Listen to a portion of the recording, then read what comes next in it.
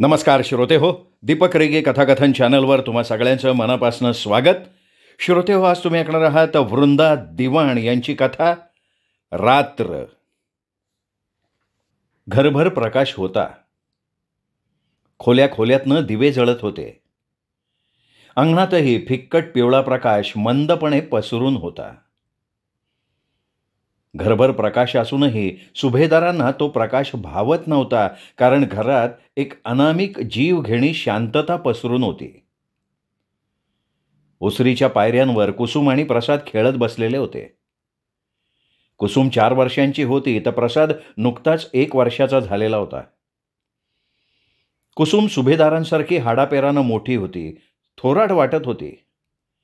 वयापेक्षा 1-2 वर्षांनी मोठी दिसत होती, तर प्रसाद वर्षाचा झाला असूनही 7-8 महिन्यांचा दिसत होता. दात येण्यानं चिडचिडा झालेला होता. शिवाय त्याच्या जन्मापासनं अहिल्यानं अंथरूण धरलेलं असल्यामुळे त्याला वरचंच दूध द्यावं लागलं होतं. वरच्याच दुधावर पोसला होता तो. पहिले 2-1 महिने त्याला अहिल्यानं पाजलं होतं आणि ते तेवढंच आईचं दूध त्याला मिळालेलं होतं.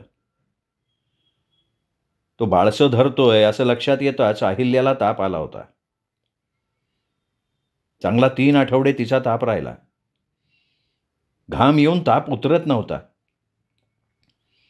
वैद्यानं मुदतीचा ताप सांगितला आणि तेव्हापासनं प्रसादला वरचं दूध सुरू झालं. त्याला आईचं दूध देणं वैद्यानंच बंद करायला सांगितलेलं होतं. वरचं दूध कधी त्याला पचायचं, कधी भडाभडा उलटूनही जायचं. त्याचं थकेलं पोट रिकामच राहून जायचं. चांगला गोरा गोमटा मातृमुखी प्रसाद, पण त्याच्या इवल्या शरीरानं बाळसं म्हणून धरलं नाही. त्याचं चिरचिरणं, रडणं सुरूच होतं. त्याचं काही करण्याइतकी कुसुम मोठी नव्हती, तीही लहानच होती. फारच झालं तर मागितली तर एखादी वस्तू आणून देत असायची. बाळाला टाळ्या वाजवून थोडा वेळ त्याच्याशी खेळत बसायची आणि हळूच प्रसादला सोडून अंगणात जाऊन खेळत बसायची.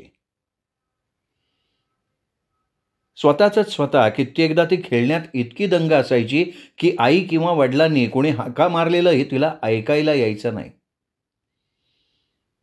अहिल्याच मग वैतागानं अंथरूण सोडून हळूहळू ओसरीवर यायची आणि बळ एकवटून, "कुसुम, ए बहिरे, अगं काय चाललंय तुझं? ऐकायला काय येत नाही? किती ओरडू मी? माझ्या घशाला कोरड पडली की ग बाई?" असं वैतागानं बडबडत राहायची. कुसुमला आई काय बोलतीये ते कळून यायचं नाही, कारण ते कळण्याचं तिचं वयही नव्हतं. ती हात झटकून फ्रॉक सारखा करत निरागसपणे आईलाच विचारायची, "काय ग आई, बाळाकडे जाऊ?" आणि मग प्रसाद अशी हाक मारून ती बाळाकडे धावायची. अहिल्याचा ताप हाडात मुरत चाललेला होता. दिसामासानं ती फिकट होत चालली होती. तिचा मूळचा तांबूस गोरा रंग फटफटीत पडत चाललेला होता. हातापायाच्या काड्या होत होत्या. चेहऱ्यावरचं आणि डोळ्यातलं तेजच लोपत चाललेलं होतं. कधी तिची आई 1-15 दिवस येऊन राहायची, कधी सुभेदारांचे काकू काका 1 आठवडा येऊन राहायचे, पण तेवढा त्यांचा आधार सुभेदारांच्या सांसारिक गरजेला पुरणारा नव्हता. पुन्हा घर सुनं व्हायचं. अहिल्याच्या आजारानं ते मलूल होत राहायचं. मुलांची नीट देखभाल व्हायची नाही. कुसुमचे दाट कुरळे केस कापून टाकून तिचा बॉबकट केलेला होता. तिला न्हायला कोण घालणार, तिची वेणी कोण घालणार, हा प्रश्न होता. कुसुमचे पाठभर असलेले केस कापून आणले त्या दिवशी सुभेदारच खिन्न झाले. आपण काहीतरी अशुभ केलंय असं त्यांना वाटलं, पण परिस्थितीच अशी होती की तो निर्णय घेणं भाग होतं. ऑफिसच्या अगोदर दोन्ही मुलांना त्यांना अंघोळ घालावी लागे. अहिल्याच्या तब्येतीनुसार तिला नुसतं अंघोळीचं पाणीच काढून द्यावं लागायचं नाही, तर तिचे कपडे सुद्धा त्यांना न्हाणीघरात नेऊन ठेवावे लागत. शेजारी जोशी काकू होत्या, त्या दिवसातनं चक्कर टाकत एखादी. अहिल्याशी बोलत बसत, काही गोडधोड कुसुमसाठी वाटीतनं आणून देत. आणि अहिल्याचा डोळा लागलाय हे बघून त्या सुभेदारांना म्हणत की सुभेदार हिला जिल्ह्याच्या ठिकाणी घेऊन जा.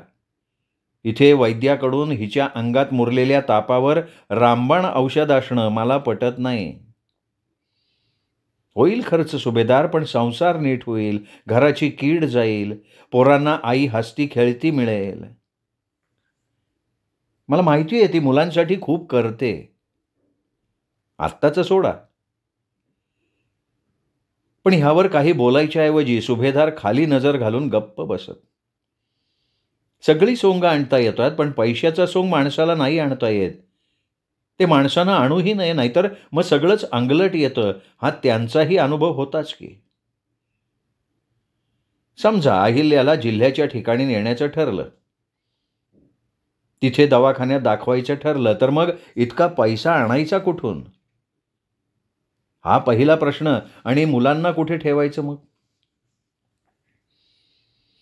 अहिल्या आजारी असल्यापासनं कुसुम आणि प्रसाद दोघांना त्यांनाच ऑफिसातनं घरी आल्यापासनं सांभाळावं लागत होतं. त्यांना झोपवणं, त्यांना खायला घालणं, त्यांच्याशी खेळणं, त्यांच्याशी बोलत बसणं, त्यांच्या आवडीचं खायला करणं त्यांनाच करावं लागे. मधूनच अहिल्याचं कण्हं कानावर पडे, मग त्यांचं मन विचलित होई, ते झुरायला लागे. हे सर्व आपल्याच नशिबी का आलं, असा सवाल ते स्वतःला विचारीत. पण या आशा का, याची उत्तरं दैवानं आजवर कुणालाही दिलेली नाहीत. अखेर ज्याचा भोग ज्याचा त्याला भोगावा लागतो. माफक पगाराच्या संसारात आजाराचे लाड करता येत नाहीत, या निर्णयाला ते येऊन ठेपले. त्यांना जमेल तेवढं ते करत होते. इथल्या डॉक्टरांनाही त्यांनी दाखवलं. ते डॉक्टर म्हणाले, यांच्या शरीरात रक्त कमी आहे, यांना शहरात न्या. तिथे सर्व तपासण्या करून रोगाचं नीटपणे निदान होईल, रक्तही दिलं जाईल. सुभेदारांनी ते सर्व ऐकून न ऐकल्यासारखं केलं. दिवसेंदिवस प्रकृती सुधारण्याऐवजी बिघडतच होती, खालावतच होती, हे सुभेदारांनाही जाणवत होतं. अलीकडे अहिल्याचं अन्न खाणं कमी झालं होतं. पूर्वी फळाचा रस तरी घ्यायची, पण अलीकडे तेही तिला पचत नव्हतं. 2 घोट घेतले की कप बाजूला ठेवून द्यायची, तोंडच फिरवायची. सुभेदारांना मग आपली नाराजी दाखवता यायची नाही. ते अहिल्या पडून उठायचे, बाहेर मुलांजवळ येऊन बसायचे. या सर्वाचा शेवट काय त्यांना माहिती नव्हतं. हे सर्व आपला प्रभाव किती काळ आपल्यावर लादणार आहेत हे माहीत नव्हतंच ना. वर्ष तर संपायला आलं होतं. एकदा का तापाचं निमित्त होऊन अहिल्या अंथरुणाला खेळून गेली होती, ती झडझडून उठली नव्हतीच. तिचं घरभर वावरणच संपलं होतं. भिंतीच्या आधारानं ती हळूहळू न्हाणीघरात जाई, आंघोळ करी, कपडे करून येऊन अंथरुणावर पडून राही. कधी कधी आंघोळही नको म्हणे. तिला तेवढे श्रमही सोसत नव्हते. तिच्या केसांची रयाच गेली होती, गाठी झाल्या होत्या. तो केसांचा गुंता सोडवणं कठीण होतं. कधी जोशी काकू, तर कधी घरी येणारी पाहुणी स्त्री, सुभेदारांची काकू किंवा तिची आई, याच तिला नीटनेटकं ठेवत.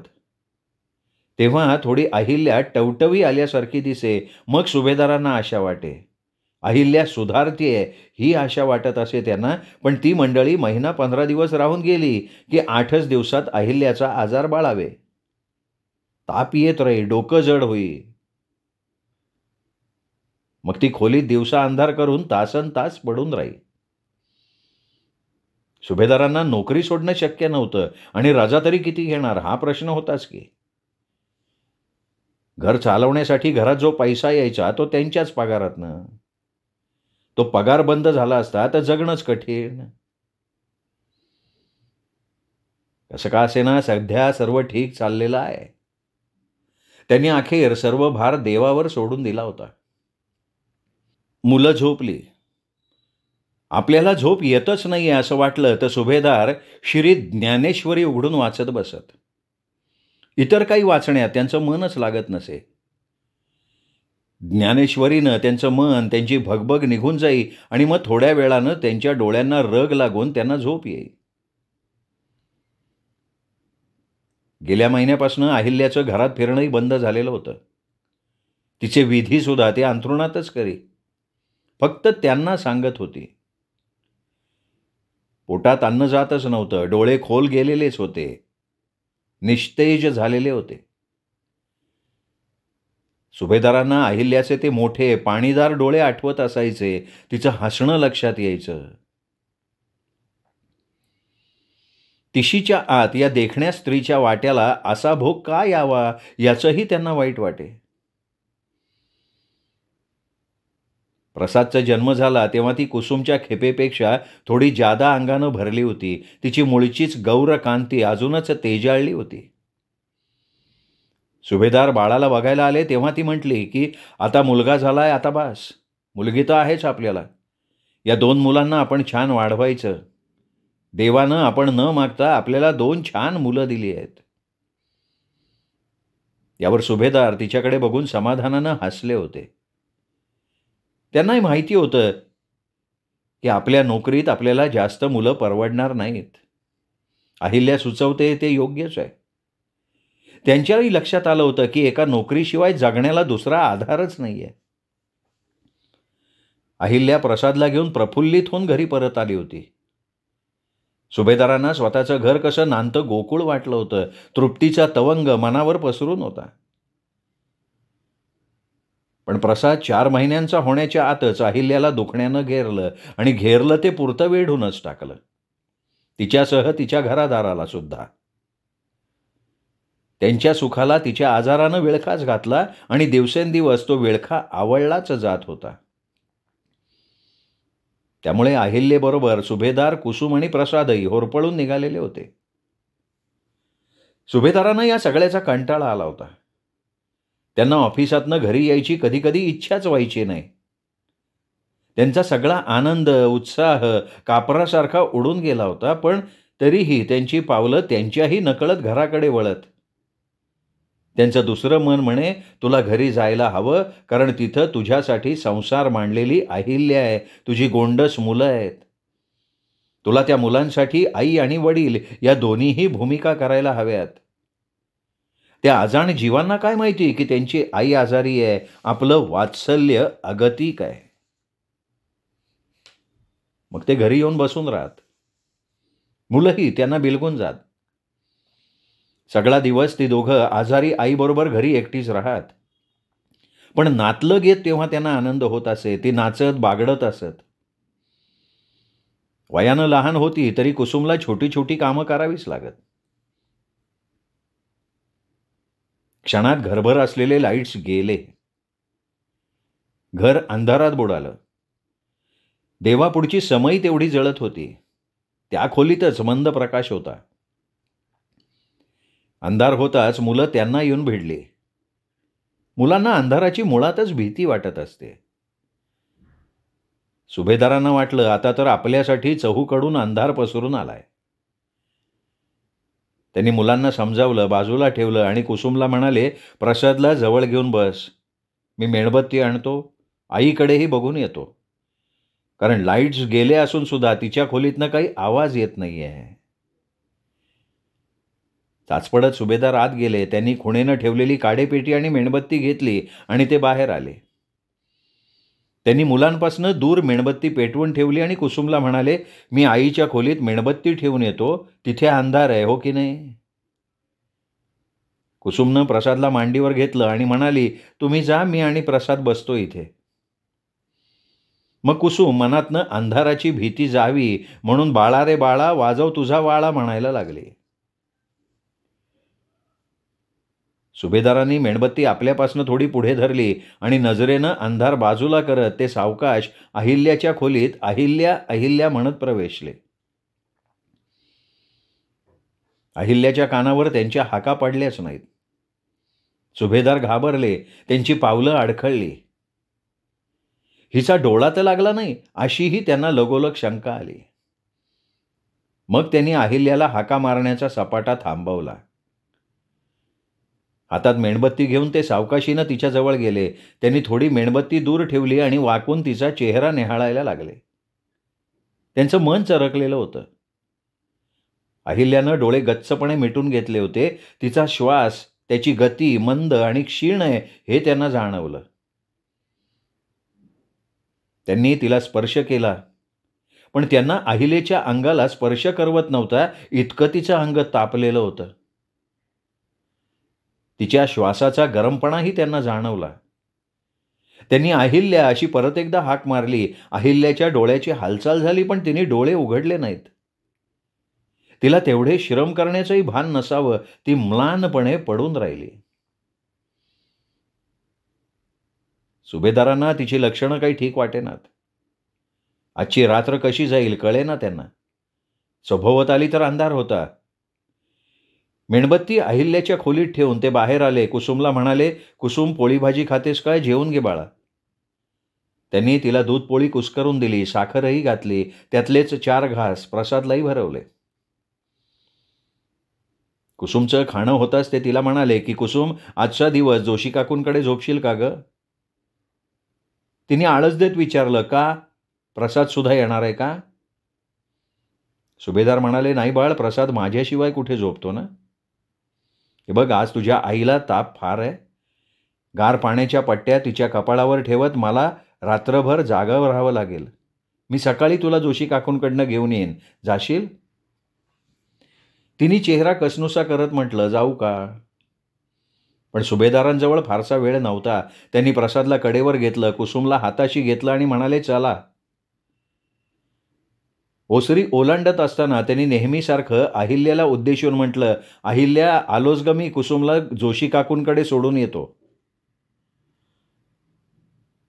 त्या अंधाऱ्या रात्री सुभेदार कुसुमचा हात धरून निघाले जोशी काकूकडे. तसं सुभेदारांच्या घरापलीकडे 2 घरं टाकून तर जोशी काकू राहत होत्या. पण ते तेवढं अंतरही त्यांना चालत जाणं जड चाललेलं होतं. अहिल्याच्या तब्येतीनं त्यांना घाबरवून सोडलेलं होतं. त्यांचं मन आतून चरकलं होतं. ते हादरून गेलेले होते. जोशी काकू कंदील घेऊन ओसरीलाच बसल्या होत्या. त्यांच्या भोवती त्यांची नातवंड होती, कुसुमच्याच वयाची, थोडी वयानं पुढे मागे इतकंच. त्या क्षणी जोशी काकांना बघून त्यांना त्यांच्या काका काकूची आठवण आली. अगदी प्रकर्षानं आली. काका काकूंना इथे ठेवून न घेण्यात आपण चूक तर केली नाही ना, असंही त्यांना वाटून गेलं. आई वडील गेल्यापासून ते काका काकूंकडेच वाढलेले होते. आपल्या गरिबीतही त्यांनी सुभेदारांचा दुस्वास कधी केला नव्हता. त्यांचं लग्न करून दिलं होतं. जमेल तेवढं त्यांचं शिक्षणही केलं होतं. आपण आता त्यांच्यावर भार होऊन राहू नये ही सुभेदारांचीच इच्छा होती. 1-2 दिवसात निरोप पाठवून काका काकूंना किंवा अहिल्याच्या आई वडिलांना बोलून घ्यायचं त्यांनी ठरवलं. पण अहिल्या पूर्वीसारखी घरभर चांगली ठणठणीत होऊन कधी फिरायला लागेल, कधी फिरणार नाहीच. कसले योग आहेत आपल्या नशिबात. ह्या अशा वळणावर का आपला संसार येऊन थांबलाय? मग इथून पुढची वाट कशी असेल? अहिल्याच्या सोबत का तिच्याशिवाय? त्यांचं मन त्यांना प्रश्न विचारून हैराण करून सोडत होतं. सुभेदारांची खांदा पडलेली आकृती नजरेत भरता जोशी काकूंनी समोरचा कंदील दूर सारत विचारलं दचकून, "कोण सुभेदार? काय हवंय? रात्रीचे का आलात? अहिल्या बरी आहे ना?" कुसुमचा हात सोडून तिला पुढं जायला सांगत सुभेदारांनी प्रसादला खाली ठेवलं आणि बसत ते म्हणाले, "खूप ताप आहे तिला. ताप वाढतोच आहे. गार पाण्याच्या पट्ट्या ठेवतो कपाळावर. रात्रभर तेच करावं लागेल म्हणून कुसुमला इकडं आणलंय. ती झोपत नाही ना जवळ कोणी असल्याशिवाय." "मी तुमच्याकडे येऊ का सुभेदार?" जोशी काकूंनी विचारलं. ते संथपणे म्हणाले, "नको, मी आहे." जोशी काकू मग मायेनं म्हणाला, की "प्रसादलाही ठेवा, मी सांभाळीन." "नाही, नको काकू. मला वाटलं तर मी येऊन बोलवीन. प्रसाद नाही राहायचा. तसं काय एकदा झोपला की झोपून जातो तो." आणि प्रसादला कडेवर घेत सुभेदार उठले. कुसुमकडे बघून म्हणाले, "काकूंना त्रास देऊ नकोस. भांडू नकोस सोनीशी, बाळ्याशी. मी सकाळी तुला न्यायला येतो." कुसुमनं उठून बापाचा हात धरला आणि काही विचार करून सोडून दिला. जोशी काकूंच्या नातवंडांशी ती खेळायला लागली. मग सुभेदार निघाले. जोशी काकू कंदील घेऊन वाड्याच्या बाहेरपर्यंत आले आणि म्हणाल्या, सांभाळून जा, मदत लागली तर संकोच करू नका. सुभेदारांनी वळून जोशी काकूंकडे बघितलं आणि ते प्रसादला सावरत त्या बोळीतल्या अंधारातनं रस्ता कापत कापत स्वतःच्या घराकडे निघाले. पायात पेटके येत होते. नेहमीसारखे भराभरा पाय उचलले जात नव्हते. बाहेरून घातलेली कडी काढून ते घरात घुसले. अहिल्येकडे जाणे अगोदर त्यांनी पेल्यातनं प्रसादला दूध दिलं. त्याला मांडीवर घेऊन ते थोपटायला लागले. आतून अहिल्याचं कण्हणं ऐकू येत नव्हतं. मेणबत्ती जळत जळत संपत आली होती. प्रकाश त्यांना निस्तेज वाटला. लाईट्स यावेत असं वाटलं तरी ते येणार नाहीत हेही त्यांना माहिती होतं. झोपलेल्या प्रसादला अहिल्याच्या खोलीतच त्यांनी कापड टाकून झोपवलं. त्याच्या अंगावर पांघरूण घातलं. आत पातेल्यात उरलेलं दूध आपण आणि अहिल्यानं घेऊन टाकावं असं मनात येऊन ते पुन्हा अहिल्याजवळ आले. अहिल्या, दूध घेतेस का? त्यांनी आवाज चढवत तोंड तिच्या जवळ नेऊन विचारलं. अजून एकदा विचारलं. दूर ठेवलेली मेणबत्ती हातात घेऊन ते तिच्याजवळ आले. त्यांनी पाहिलं. आपण जोशी काकूंकडे गेलो असताना किंवा तिकडे जात असताना कधीतरी अहिल्यानं शेवटचा श्वास घेतलेला असावा.